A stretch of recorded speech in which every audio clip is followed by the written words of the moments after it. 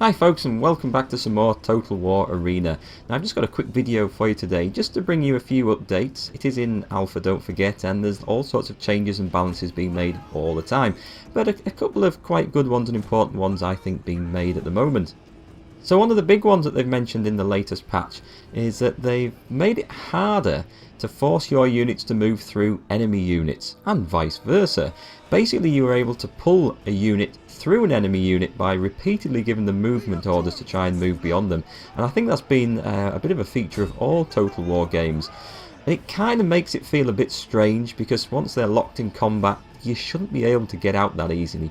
Anyway, they've changed that. It's going to be a much more harder to get out of combat, or at least to move through an enemy unit by doing such a thing, and I think that's a good thing. We're going to see much more rigid battle lines, and especially in multiplayer modes you used to see players take advantage of that quite a bit, where they could just force their units through and cause complete disruption. So that's one of the big changes that they're announcing at the moment, and I think that's a good thing. But one of the changes I really want to focus on in this video is the changes to missile weapons. Now quite a few people commented from my last video and have been talking to me about this, and the impression is that missile weapons have been a little bit too powerful at the moment. Well, don't forget this is all in alpha and getting rebalanced, but they've made a couple of small changes in this department already. For a start, missile units stationed inside a forest are just going to get a flat out penalty for shooting, which makes sense. All those bushes and trees don't make it terribly easy to get your missiles launched. Trust me, I'm an archer, I've tried this for real. It's much easier when you're in the middle of a nice big open field. And secondly, you can actually use forests as more effective cover, not just for reducing line of sight to the enemy, but trees now supposedly also block missiles to some extent. So that's going to add a much more realistic balance into the game. I think that's a good thing. Missile units, in my opinion, do seem a bit too powerful at the moment, but don't forget this is all to be balanced out over all this playtesting. And one thing that would really balance them, now this is just my opinion, this hasn't been any sort of announcement, but I think they would be better if they had more limited ammunition, and it wouldn't surprise me if that comes in further down the line, because I have not played a Total War game yet where missile units had unlimited ammo. So I think it would be kind of cool to bring that in. Not sure what the limit should be, that's obviously up for testing, but I think that would be kind of nice. Now here you can see me playing some of my missile troops. This is one of my Roman commanders, Julius Caesar. Got a couple of Etruscan javelin units and some siege engines, some ballista type things, which are actually pretty good.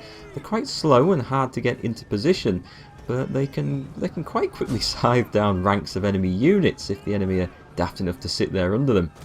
Now there's a lot of micromanagement with missile units. There's a little bit of kiting involved, running in, chucking your missiles, or shooting your missiles if you've got archers at enemies, and then running back if the enemy come for you. They are quite good fun, but it really means that you need to try and keep your units together, because if they get separated it's a lot of effort trying to focus on each one and then jump back to the other. And you'll often find that you'll be focusing on one and getting involved in the micromanagement of shooting and running, and then not realise that your other unit's been totally run over or ambushed by an enemy melee unit. So it's quite challenging, but it's quite good fun as well. There's all sorts of other changes being made, of course. Little tweaks here and there to rewards, to bonuses, and for anyone who's interested I'll put a link in the description so you can go and read the latest patch notes. Okay, well, I think that's quite enough about missile troops for one video. For me, these ancient battles were all about the melee, the grind and the slog and the battle lines and the crush and the shield walls, and this is what really makes it. So here I'm playing as Scipio Africanus, one of the Roman generals. He's actually classed as an assault or cavalry general, but I haven't got any cavalry unlocked yet, so he's playing along with some infantry here. Got some Italian swordsmen and some spearmen. Now one of his abilities that's actually pretty useful is a road march ability. They basically form a column of march along the road, and the longer they're on that road the faster they go, and it allows you to get up and down the map pretty quick, and it's really nice for redeploying. As you can see, I've got my men formed into the tactical formation known as the mob as they come charging down the road. Well, they're getting where I want them to be pretty quick. I can see this wood over on the left. combined with the recent changes to the missiles, which we've just heard about, I think I'm going to jump into this and take a position on the edge because, well, there's often so many missile troops running around in these battles. We'll start off in a bit of cover and see how things develop from there, I think. Now, Scipio's other ability is a war cry, which isn't going to work with all units, so just be aware of that. But it's quite good, it lowers enemy units' morale. It's quite good for these melee units once they get into combat. So you can see the speed difference there as I've come off the road and gone into the wood. Those troops have slowed down considerably, as makes sense. Marching tightly formed formations of men through woods is obviously going to be a lot slower than running around in march columns on nice tarmac roads. So we're just looking around the map. See our ally there. He hasn't moved forward to take advantage of this watchtower. These are really important places to hold on the battlefield as they extend your line of sight massively. Anyway, someone else has sent some troops in there, so we're going to get that in a moment. And we're going to get to see what's coming up. And here they all come. 2 units of spearmen right in front of me, and he hasn't seen me because I'm hidden in the trees. Well, that's just too good an opportunity. Look at this. Out we come.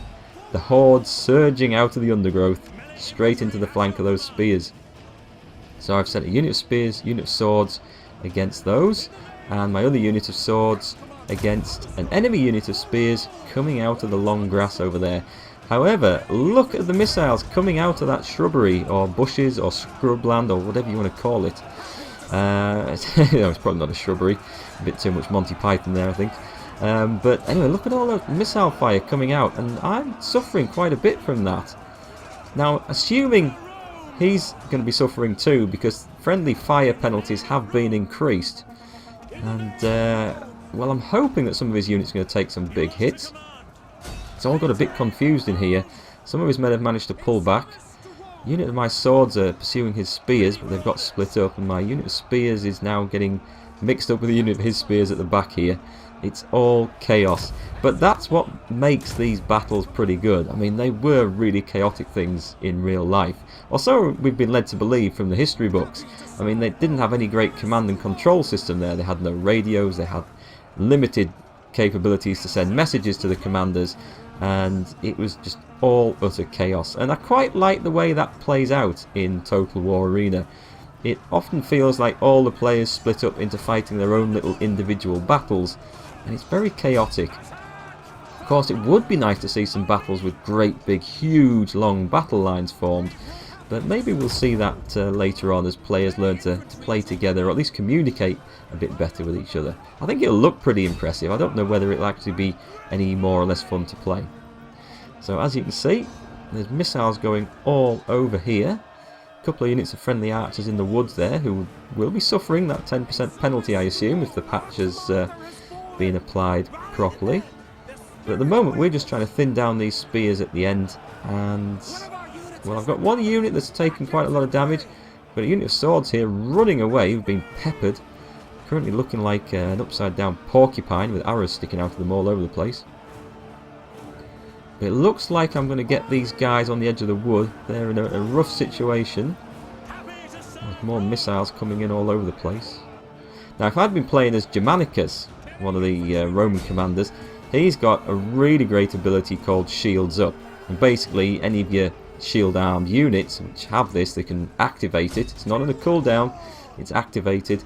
And it basically raises their shields up to head height, and it reduces the amount of incoming missile damage considerably. It's a really nice ability. Of course, if you get caught in combat like that, with your shields in the wrong place, you get chopped to bits, so you do have to remember to turn it off. And I think it would have been really useful here. But, well, we'll run with what we've got.